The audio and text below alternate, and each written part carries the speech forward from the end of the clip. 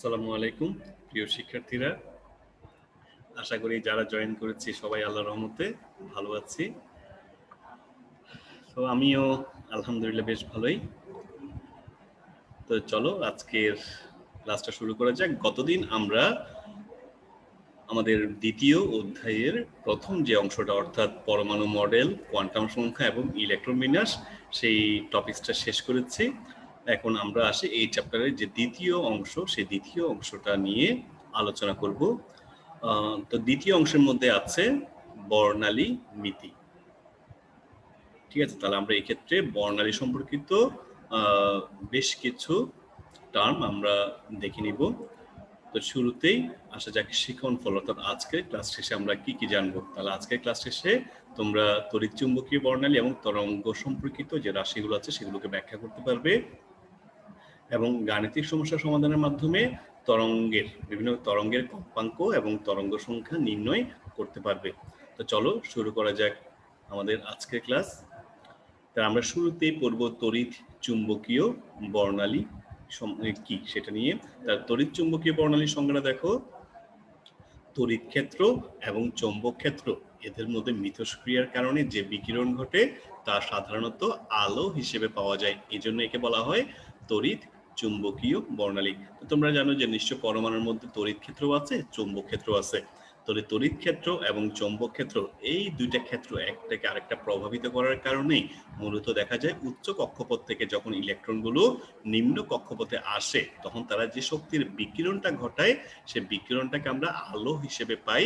এই আলোটাকে বলা হয় মূলত বর্ণালী, অর্থাৎ এক্ষেত্রে আমরা আলোর সমষ্টি পাই বলে এটাকে বর্ণের সমষ্টি বা বর্ণালী বলা হয়। ঠিক আছে, যেহেতু তড়িৎ এবং চৌম্বক ক্ষেত্রের প্রভাবের কারণে আমরা পাই সেই জন্য এটাকে বলা হচ্ছে তড়িৎ চুম্বকীয় বর্ণালী। ঠিক আছে, তাহলে আমরা এখান থেকে আপাতত সংখ্যাটা দেখে নিব। এখন আমরা জানি যে উচ্চ কক্ষপথ থেকে যখন ইলেকট্রন নিচে কক্ষপথে আসে বা নিচে কক্ষপথে যখন ইলেকট্রন উচ্চ কক্ষপথে যায় তখন সেক্ষেত্রে ম্যাক্স প্লাঙ্কের সূত্র থেকে আমরা জানি যে শোষিত বা বিকিরিত শক্তি প্রপোর্শনাল টু ফ্রিকোয়েন্সি, অর্থাৎ ই সমানুপাতিক নিউ। তাহলে এখানে ই দিয়ে কি বোঝায়? শোষিত বা বিকিরিত ফোটনের শক্তি, এবং নিউ দিয়ে হচ্ছে ফ্রিকোয়েন্সি। তাহলে দেখো ই দিয়ে বোঝাচ্ছে আমরা ফোটনের বিকিরিত শক্তি এবং নিউ দিয়ে হচ্ছে ফ্রিকোয়েন্সি বা কম্পাঙ্ক। এখন আমরা জানি সমানুপাতিক চিহ্ন থাকলে সেক্ষেত্রে সমানুপাতিক চিহ্ন বসে বাদ দিয়ে যখন আমরা সমান চিহ্ন বসাই তখন এক্ষেত্রে ধ্রুবক বসাতে হয়। তাহলে এক্ষেত্রে বসাচ্ছে ই ইকুয়ালস টু একটা ধ্রুবক এইচ। তাহলে প্লাঙ্ক সাহেব বসিয়েছেন ই সমান এইচ নিউ, অর্থাৎ এখানে উনি ধ্রুবকটাকে বসিয়েছেন এইচ, যে ধ্রুবকটাকে বলা হয় প্লাঙ্কের ধ্রুবক, এবং এই ধ্রুবকের একটা মানও আমরা আগে বলেছিলাম। এখন আরেকটা সূত্র আছে দেখো, C equals to nu lambda. তো এখানে যদি আমরা নিউ এর মানটা নির্ণয় করতে যাই নিউ ইকুয়ালস টু কি হবে? C by lambda. এটা আমরা আগে বোরের মডেলের মধ্যে পড়েছিলাম। তাহলে এখান থেকে আমরা লিখতে পারি ই ইকুয়ালস টু হচ্ছে এইচ নিউ এর জায়গায় সি বাই ল্যামডা বসিয়ে আমরা পাচ্ছি E equals to H C by lambda, যেখানে সিটা হচ্ছে আলোর বেগ এবং ল্যামডাটা হচ্ছে তরঙ্গ দৈর্ঘ্য। তো যেহেতু এখানে তরঙ্গের কথাবার্তা আসছে তাহলে দেখো তো এখানে আমরা এই যে সমীকরণটা পেলাম সর্বশেষ E equals to H C by lambda, এখানে এইচ এবং সি এই দুটো হচ্ছে মূলত ধ্রুব রাশি। ঠিক আছে, তাহলে সেক্ষেত্রে আমরা কি লিখতে পারি যে ই সমান ধ্রুবক গুণ 1/ল্যামডা লেখা যায় নিশ্চয়ই। তো সমানের পরে ধ্রুবক থাকলে সেটাকে আমরা সমানুপাতিক হিসেবে লিখতে পারি। তাহলে বলা যায় যে ই সমানুপাতিক 1/ল্যামডা, অথবা ল্যামডা এবং ই এগুলো হচ্ছে পরস্পরের ব্যস্তানুপাতিক, এই কথাটা আমরা বলতে পারি। অর্থাৎ কোন একটা তরঙ্গের তরঙ্গ দৈর্ঘ্য যদি বেশি হয় তবে সেই তরঙ্গের শক্তিটা কম হবে, এবং যদি তরঙ্গ দৈর্ঘ্য কম হয় তাহলে শক্তি বেশি হবে। এটাই হচ্ছে ওদের মধ্যে সম্পর্ক। তো চলো, যেহেতু আমরা তরঙ্গ নিয়ে আলোচনা করছি তাহলে তরঙ্গ সম্পর্কিত কয়েকটা রাশির পরিচয় আমরা দেখে নিই। তো শুরুতেই আছে তরঙ্গ দৈর্ঘ্য। তো তরঙ্গ দৈর্ঘ্যের সংজ্ঞাটা কিরকম দেখো তো, যে পরপর দুটি তরঙ্গ শীর্ষ বা তরঙ্গ পাদের মধ্যবর্তী দূরত্বকে বলা হয় তরঙ্গ দৈর্ঘ্য, একে ল্যামডা দ্বারা প্রকাশ করা হয়। ঠিক আছে, এখন আসি আমরা একটা তরঙ্গের ছবি দেখি। তাহলে এখানে দেখো তোমরা স্ক্রিনে একটা তরঙ্গের ছবি দেখতে পাচ্ছ। এই তরঙ্গে দেখো এই যে একটা তরঙ্গ সামনের দিকে এগিয়ে যাচ্ছে। তাহলে এখানে যে তরঙ্গের যে শীর্ষ যে দুইটা বিন্দু আছে সেই শীর্ষ বিন্দুগুলোকে বলা হয় তরঙ্গ শীর্ষ, এবং নিচের দিকে যে দুইটা বিন্দু আছে সেগুলোকে বলা হয় তরঙ্গ খাঁজ বা তরঙ্গ পাদ। তাহলে এই যে দুইটা তরঙ্গ শীর্ষ, পরপর দুইটা তরঙ্গ শীর্ষ বা তরঙ্গ খাঁজ, এদের মধ্যবর্তী যে দূরত্ব সেই দূরত্বটাকে বলা হয় তরঙ্গ দৈর্ঘ্য। তরঙ্গ দৈর্ঘ্যকে কি দিয়ে প্রকাশ করবো? দেখো একটা গ্রিক বর্ণ ল্যামডা দ্বারা প্রকাশ করব, এবং ল্যামডা যেহেতু এটা একটা দৈর্ঘ্য, তাহলে ল্যামডার এসআই এককটা কি হয়? সাধারণত মিটার হয়। তবে আমরা যেহেতু এক্ষেত্রে আলোর তরঙ্গ দৈর্ঘ্য পরিমাপ করবো, সেজন্য এক্ষেত্রে আমাদের তরঙ্গ দৈর্ঘ্যের মানগুলো আসবে ছোট ছোট। সেজন্য আমরা তরঙ্গ দৈর্ঘ্যের জন্য এক্ষেত্রে ছোট ছোট একক, যেমন সেন্টিমিটার বা মাইক্রোমিটার, এবং যদি ক্ষুদ্র তরঙ্গ দৈর্ঘ্য হয়, অনেক ক্ষুদ্র তরঙ্গ দৈর্ঘ্য যদি হয়, তখন সেক্ষেত্রে আমরা ন্যানোমিটার এককটা ব্যবহার করব। এরপর আসি ফ্রিকোয়েন্সি বা কম্পাঙ্ক। তো ফ্রিকোয়েন্সি বা কম্পাঙ্ক তোমরা জানো যে প্রতি সেকেন্ডে যতটা পূর্ণ কম্পন সম্পন্ন হয়, তাহলে তরঙ্গ সঞ্চালনকারী কোনো একটা কণা প্রতি সেকেন্ডে যতগুলো পূর্ণ কম্পন বা পূর্ণ স্পন্দন সম্পন্ন করে, তাকে আমরা বলবো ফ্রিকোয়েন্সি বা কম্পাঙ্ক, এবং কম্পাঙ্ককে নিউ দিয়ে প্রকাশ করা হয়। এরপর আসা যাক তরঙ্গ সংখ্যা বা স্পন্দন সংখ্যা। তাহলে সংজ্ঞাটা দেখে নাও যে প্রতি একক দৈর্ঘ্যে যতগুলো পূর্ণ স্পন্দন সম্পন্ন হয়, তাকে বলা হয় স্পন্দন সংখ্যা বা তরঙ্গ সংখ্যা। তাহলে দেখো কম্পাঙ্কের সাথে তরঙ্গ সংখ্যার সংজ্ঞাটা অনেকটা একই রকম, অনেকে গুলিয়ে ফেলে এটা, তো যাতে না গোলাও সেজন্য বলছি। এখানে মেইন পয়েন্ট হচ্ছে কোথায়, কম্পাঙ্ক আমরা হিসাব করি প্রতি সেকেন্ডে তরঙ্গ সংখ্যা, সেটাই হচ্ছে কি কম্পাঙ্ক। আর তরঙ্গ সংখ্যা যেটা, সেটা হচ্ছে কি প্রতি একক দৈর্ঘ্যে, ওখানে ছিল সময় আর এখানে হচ্ছে দৈর্ঘ্য। প্রতি একক দৈর্ঘ্যে যতগুলো পূর্ণ স্পন্দন সম্পন্ন হয়, সেটাকে আমরা বলবো স্পন্দন সংখ্যা বা তরঙ্গ সংখ্যা। এটাকে আমরা নিউ বার দিয়ে প্রকাশ করবো। উপরে দেখো একটা চিহ্ন আছে যেটাকে বলা হচ্ছে বার, তাহলে এই ক্ষেত্রে তরঙ্গ সংখ্যাকে আমরা নিউ বার দিয়ে প্রকাশ করব। তাহলে নিউ বারের সাথে তরঙ্গ দৈর্ঘ্যের কিন্তু একটা সম্পর্ক আছে, সেই সম্পর্কটা দেখো, নিউ বার ইকুয়ালস টু হচ্ছে 1/λ। অর্থাৎ তরঙ্গ দৈর্ঘ্য এবং তরঙ্গ সংখ্যা এগুলো হচ্ছে পরস্পর বিপরীত রাশি। কেন? একটু ব্যাখ্যা করি। আমরা একটা ছবি দেখি, তাহলে আমরা এই ছবিতে 5টা তরঙ্গ দেখতে পাচ্ছি। তা দেখা যাচ্ছে প্রথম যে তরঙ্গটা দেওয়া আছে লাল কালারের উপর দিয়ে যে তরঙ্গটা দেওয়া আছে, সেখানে দেখো তরঙ্গ দৈর্ঘ্যটা একটু বড় বড়, তাই না? তাহলে তরঙ্গ দৈর্ঘ্য বড়, সেজন্য এখানে তরঙ্গ সংখ্যা হচ্ছে কয়টা? 3টা। দেখো এখানে তরঙ্গ সংখ্যা হচ্ছে কয়টা? 3টা। একটা তরঙ্গ, দুইটা তরঙ্গ, 3টা তরঙ্গ। তরঙ্গ দৈর্ঘ্য যদি বড় হয়, তাহলে তরঙ্গ সংখ্যা এখানে কম।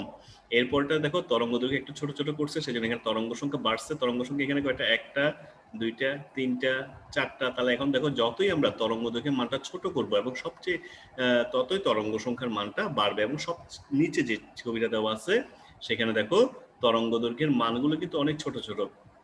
তাহলে তরঙ্গ দৈর্ঘ্যের মান যেহেতু ছোট, সেজন্য আমরা বলতে পারি এখানে তরঙ্গ সংখ্যা হচ্ছে বেশি। তাহলে দেখো একই তরঙ্গটা একই পথ অতিক্রম করছে, কিন্তু প্রথমটাতে তরঙ্গ দৈর্ঘ্য বড় হওয়ার কারণে তরঙ্গ সংখ্যা কম ছিল, পরেরটাতে তরঙ্গ দৈর্ঘ্য ছোট হওয়ার কারণে তরঙ্গ সংখ্যা বেশি হচ্ছে। ঠিক আছে, তাহলে এখান থেকে বলা যায় তরঙ্গ দৈর্ঘ্য এবং তরঙ্গ সংখ্যা এগুলো হচ্ছে পরস্পর বিপরীত রাশি। তরঙ্গ দৈর্ঘ্য বড় হলে তরঙ্গ সংখ্যা কম হবে, তরঙ্গ দৈর্ঘ্য ছোট হলে তরঙ্গ সংখ্যা বেশি হবে। তো আমরা এই যে সূত্রটা পড়লাম, এই সূত্র দিয়ে আমাদেরকে গাণিতিক সমস্যার সমাধান করতে হবে। তো চলো আমরা প্রথম থেকে যে সূত্রগুলো পড়েছি, সেই সূত্রগুলোর সাহায্যে কিছু গাণিতিক সমস্যার সমাধান আলোচনা করি। তো প্রথম যে গাণিতিক সমস্যাটা আমি দিয়েছি, সেটা তোমরা স্ক্রিনের মধ্যে দেখতে পাচ্ছ, যে রাস্তার পাশের সোডিয়াম বাতি, অর্থাৎ আমাদের রাস্তার পাশে যে হলুদ কালারের বাতিগুলো জ্বলে, সেগুলো হচ্ছে সোডিয়াম বাতি। এবং এই সোডিয়াম বাতি থেকে যে হলুদ রঙের যে আলো বেরিয়ে আসে, সেই হলুদ রঙের আলো তরঙ্গ দৈর্ঘ্য যদি 580 ন্যানোমিটার হয়, তাহলে ওই আলোর কম্পাঙ্ক এবং তরঙ্গ সংখ্যা কত নির্ণয় করতে বলা হয়েছে।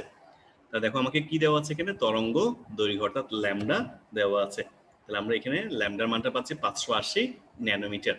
এখন এই ন্যানোমিটারটাকে আমরা মিটার এককে কনভার্ট করব। তো ন্যানোমিটার থেকে মিটার নিতে হলে কি করতে হয়, যে tan ইনভার্স 9 দিয়ে গুণ করতে হয়। ঠিক আছে, তাহলে ন্যানোমিটার থেকে মিটার করে কনভার্ট করছি, এবং কনভার্ট কেন করছি সেটার উত্তরটা একটু পরে পেয়ে যাবা। এখানে সি এর একক, সি এর এককটা দেখো 3 × 10⁸ মিটার পার সেকেন্ড। এই সি এর এককটা যখন আমরা দেখবো, তখন আমরা আসলে বুঝে যাবো যে আমরা ন্যানোমিটার থেকে কেন মিটারে নিচ্ছি। তো আমাদের দেখো সি ইকুয়ালস হচ্ছে কি 3 × 10⁸ মিটার পার সেকেন্ড। যেহেতু এখানে মিটার আছে, তাহলে এখানেও মিটার, তাহলে মিটার মিটার বাদ দেওয়ার জন্যই মূলত আমরা এক্ষেত্রে ন্যানোমিটার থেকে মিটারে কনভার্ট করছি।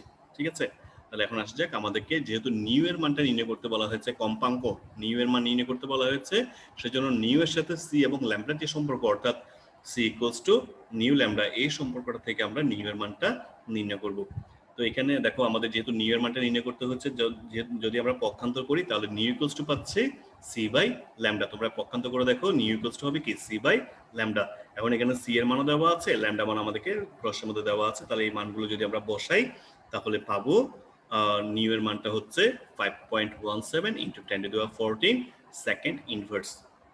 ঠিক আছে, তাহলে সেকেন্ড ইনভার্স মানে আরেক এটার আদি প্রকাশ করা হয় এখানে সেকেন্ড ইনভার্স মানে তোমরা নিশ্চয়ই জানো হার্টজ। তাহলে আমরা এটাকে কম্পাঙ্কের একক হার্টজ বা সেকেন্ড ইনভার্স বসাতে পারি। আমাদের প্রথম অ্যান্সারটা হচ্ছে 5.17 × 10⁻14 হার্টজ। এরপর আমাদের বলেছে তরঙ্গ সংখ্যা নির্ণয় করতে। তো তরঙ্গ সংখ্যার সাথে আমরা তরঙ্গ দৈর্ঘ্যের একটা সম্পর্ক করেছিলাম যে তরঙ্গ সংখ্যা নিউ বার ইকুয়ালস হচ্ছে 1/λ। তাহলে এখানে ল্যামডা মানটা বসিয়ে দাও, ল্যামডা মানটা বসিয়ে দিলেই অ্যান্সারটা পেয়ে যাবে। ঠিক আছে, তো ল্যামডা মানটা বসালে আমরা পাচ্ছি 1.724 × 10⁻6 মিটার ইনভার্স। তাহলে আমরা ইজিলি কম্পাঙ্ক এবং তরঙ্গ সংখ্যা এইভাবে নির্ণয় করতে পারি। তো আশা করি সমাধানটা বুঝেছো। কোনো সমস্যা হলে অবশ্যই জানাবে। এরপর আসছে দ্বিতীয় আরেকটা গাণিতিক সমস্যা। দুপুরবেলা, এখন তো দুপুরবেলা তাই না, তাহলে দুপুরবেলা সূর্য থেকে যে অতিবেগুনি রশ্মিগুলো নির্গত হয় তার তরঙ্গ সংখ্যা যদি 285.66 ইন্টু 10⁻, আমার এখানে স্ক্রিনে দেখা যাচ্ছে না, এত হয়, তাহলে বিকিরিত রশ্মির কম্পাঙ্ক কত? তোমরা প্রশ্ন দেখতে পাচ্ছ, আমি এখানে দেখতে পাচ্ছি না, আমার এখানে স্ক্রিন শেয়ারিং একটা লেখা আসছে। তাহলে এখানে আমরা দেখো যেহেতু তরঙ্গ সংখ্যা দেওয়া আছে কম্পাঙ্ক নির্ণয় করতে হবে, তাহলে আমরা এখানে লিখতে পারি তরঙ্গ সংখ্যা নিউ বার ইকুয়ালস হচ্ছে 285.66 × 10⁻4 মিটার ইনভার্স। ঠিক আছে, তাহলে আমাদের কম্পাঙ্ক নির্ণয় করতে হবে। তো তরঙ্গ সংখ্যা থেকে কিন্তু কম্পাঙ্ক আমরা সরাসরি নির্ণয় করতে পারি না, এই জন্য আমাদের প্রথমে তরঙ্গ দৈর্ঘ্যটা নির্ণয় করতে হবে। তার দেখো আমরা তরঙ্গ সংখ্যা দেওয়া আছে, সেখান থেকে আমাদেরকে কম্পাঙ্কের মানটা নির্ণয় করতে হবে, কিন্তু আমরা কম্পাঙ্কটা সরাসরি পাবো না বলে আমরা প্রথমে এখান থেকে এই সূত্রের সাহায্যে তরঙ্গ দৈর্ঘ্য নির্ণয় করব। তার তরঙ্গ দৈর্ঘ্য যদি আমরা নির্ণয় করতে চাই তাহলে দেখো পক্ষান্ত করব, তাহলে ল্যামডা ইকুয়ালস টু পাবো 1/নিউ বার।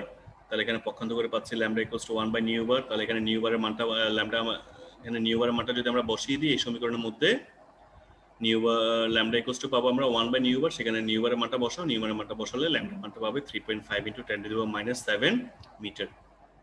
ঠিক আছে, তাহলে আমরা ল্যামডা মানটা পেলাম। এখন আমাকে কম্পাঙ্ক নির্ণয় করতে হবে। তাহলে কম্পাঙ্ক নির্ণয়ের জন্য আমরা জানি যে সি ইকুয়ালস টু হচ্ছে নিউ ল্যামডা। তাহলে এখানে আমাদের সি এর মান, ল্যামডা মান জানা আছে, নিউ এর মানটা আমরা নির্ণয় করব। তাহলে নিউ ইকুয়ালস হচ্ছে c/λ। তাহলে সেখানে যদি আমরা সি এবং ল্যামডা এদের মানগুলো যদি বসাই তাহলে আমরা দেখো এখানে মিটার এগুলো বাদ যাওয়ার পর থাকবে কি সেকেন্ড ইনভার্স এককে পাবো আমরা। নিউ এর মানটা পাচ্ছি 8.57 × 10⁻14 সেকেন্ড ইনভার্স। এখন দেখো এই তোমরা যদি এতটুকু লিখে থাকো তাও আনসার হবে। এখন বইতে এককটা দেওয়া আছে মেগা হার্টজে, তো এই জন্য আমি এখানে রূপান্তরটা মেগা হার্টজে দেখাচ্ছি। তো আমরা 10⁻14 এটাকে কিরকম লিখতে পারি দেখো তো, 10⁸ × 10⁶ সেকেন্ড ইনভার্স লিখতে পারি না? হ্যাঁ অবশ্যই পারি।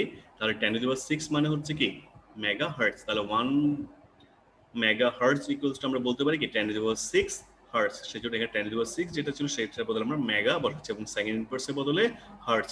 তাহলে আমরা বলতে পারি রেজাল্ট হচ্ছে 8.57 × 10⁸ মেগা হার্টজ। আশা করি পারবে। যদি তাও বুঝতে কোনো সমস্যা হয় অবশ্যই আমাকে জানাবে। এখন তোমাদের এই সূত্র ভিত্তিক দুইটা বাড়ির কাজ দিচ্ছি। প্রথম বাড়ির কাজটা দেখো, একটি এক্স-রে মেশিন থেকে যে রশ্মিগুলো নির্গত হয় তার তরঙ্গ দৈর্ঘ্য হচ্ছে 10⁻² ন্যানোমিটার। তার তরঙ্গ সংখ্যা কত? তার তরঙ্গ দৈর্ঘ্যের সাথে তরঙ্গ সংখ্যা সম্পর্ক আছে, নিশ্চয়ই বুঝে যাচ্ছ যে কি করতে হবে। এবং দ্বিতীয় যে প্রশ্নটা আমি দিয়েছি দেখো, একটি অবলোহিত বিকিরণের ফোটনের তরঙ্গ দৈর্ঘ্য দেওয়া আছে 4.0 × 10³ ন্যানোমিটার। তারা বলছে এর শক্তি জুল এককে কত? তাহলে এখন তোমাকে তরঙ্গ দৈর্ঘ্য ল্যামডা মানটা দেওয়া আছে, তার শক্তি ই এর মান নির্ণয় করতে হবে। নিশ্চয়ই বলতে পারবে যে সূত্র কোনটা হবে। তাহলে এই দুইটা সূত্র ব্যবহার করে এই দুইটা বাড়ির কাজ আমাকে আগামীকাল ক্লাসে জমা দিবে।